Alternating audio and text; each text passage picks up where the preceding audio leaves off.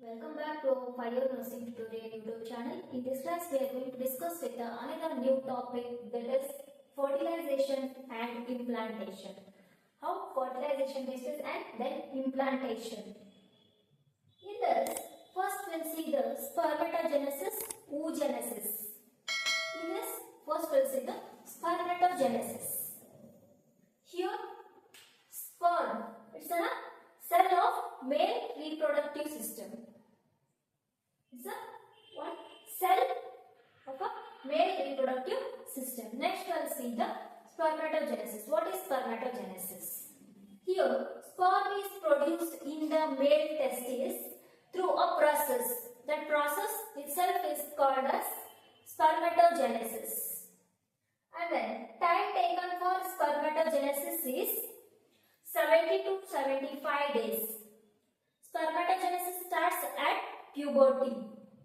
And the time taken for spermatogenesis is 70 to 75 days. And then sperm cells are teeny and about 50 micrometers long. And then sperm can live for up to 5 days. Up to 5 days inside the female reproductive system. And then haploid number of chromosomes, that is 23 chromosomes. Here 22 autosomes plus 1 sex chromosome. Total 23 chromosomes. And then fertilization span is about 48 to 72 hours. And then process by which sperm released, that is called ejaculation. And then capacitation. Here sperm gaining the ability to fertilize the egg, that is called capacitation. Here spermatogenesis carries half of the genetic information to form a new human. This is all about the spermatogenesis. Next we'll see oogenesis, ova or ovum. Here, the process of maturation of mature ovum or egg is called oogenesis. Here, process of maturation of mature ovum or egg is called oogenesis.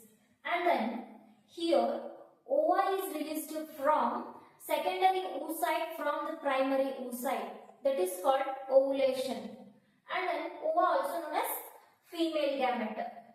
And then size of ova is 120 to 130 microns. And then fertilization span of ova is 12 to 24 hours.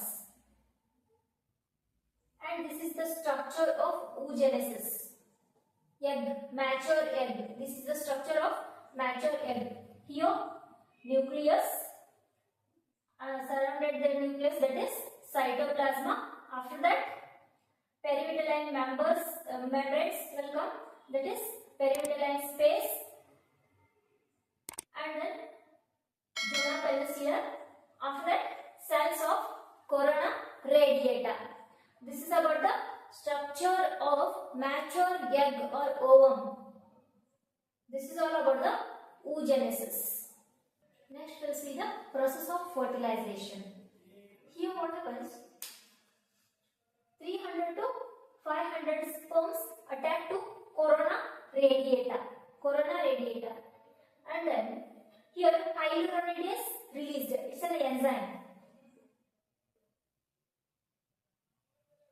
Here the enzyme is released, and then corona radiata, due to that enzyme, corona radiata dissolve.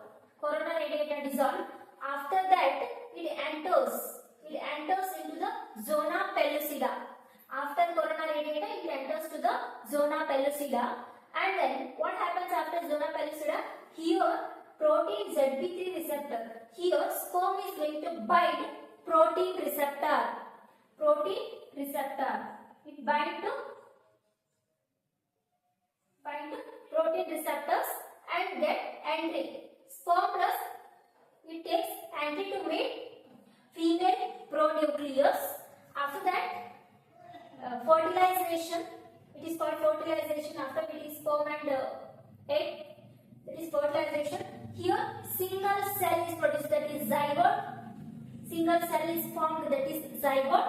And then here sex decided by father's sperm. Here 23 chromosomes. Here 23 chromosomes. Here what happens? 22 autosomes.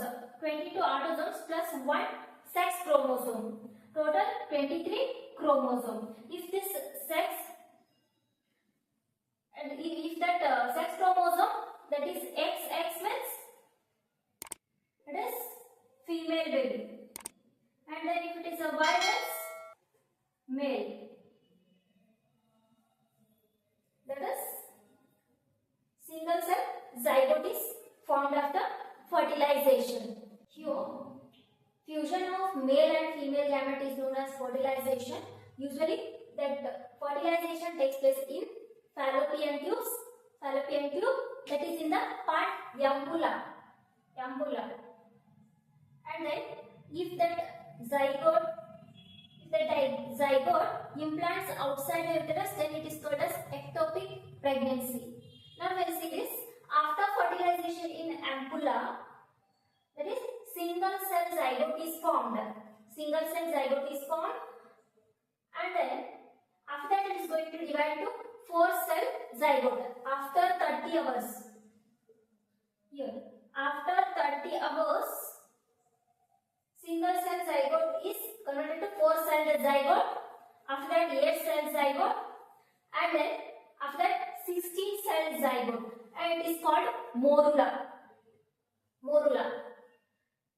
This morula is going to remain in the ampulla inside the fallopian tube up to till 3 days. And then after that it's going to enter into the endometrium of the uterus. That time it is filled with fluid that is called blastocyst.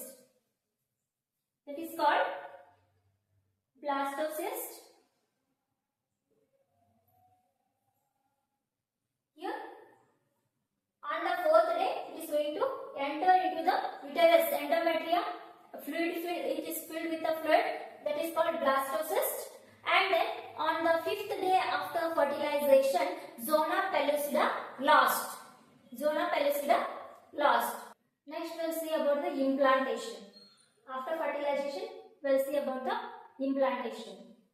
Here, attaching of blastocyst to the endometrium is called implantation. Attaching blastocyst to the endometrium is called implantation. Here, blastocyst goes deep inside the endometrium and then implants. And then the limit of penetration of blastocyst into the endometrium is decided by layer that is called Nita-Booth's layer. It's going to develop during the 3rd trimester of pregnancy, and this is the specific area where placenta detaches itself from the uterus at birth. That is Nita-Booth's layer. And then deciduum as it sheds after delivery. And then hormone converts endometrium to decidua is progesterone. Progesterone is the hormone that is going to convert endometrium to decidua. This is all about the implantation. This is all about the topic of fertilization and implantation. I hope you all are clear with the topic.